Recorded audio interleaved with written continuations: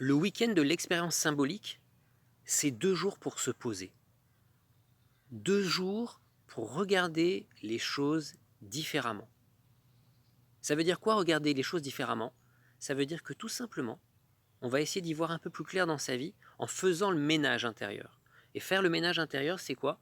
C'est d'abord prendre le temps de faire une assise intellectuelle, c'est-à-dire de balayer nos imaginaires qui nous foutent la merde dans la vie. C'est-à-dire que ces imaginaires, ils nous envahissent et ils créent des peurs en nous.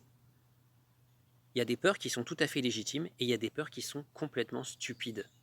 Eh bien, si on veut passer au-delà de ces peurs et si on veut aller en profondeur, il va falloir faire le travail. Alors comment on fait? On va faire plusieurs choses. On va d'abord passer un temps sympa ensemble, on va être dans l'écoute, on va être dans le partage, on va être aussi dans un temps plus de relaxation, et puis des petits exercices physiques pour se détendre.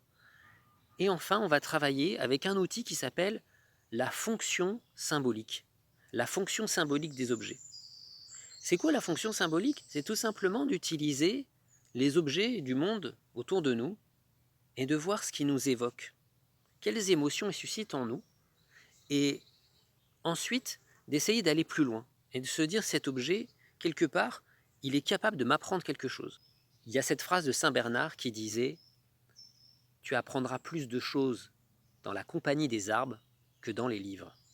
Il faut le faire pour un homme d'église, un homme habitué au psautier, à la Bible, au père de l'église, voilà, qui te dit passe du temps dans la forêt et tu vas apprendre plus de choses. Eh bien, il y en a d'autres, que ce soit dans différentes traditions religieuses, et pour parler de celle qu'on connaît chez nous plus proche, celle du christianisme, on découvre toute une ligne de personnes qui ont travaillé ce sujet. Alors on a Denis le Mystique, on a Grégoire de Nice, on a Thomas d'Aquin et surtout Saint Bonaventure. Tous ces gens-là, ils se sont arrêtés et ils ont réfléchi sur comment le monde qui nous environne pouvait nous instruire, pouvait être un maître enseignant.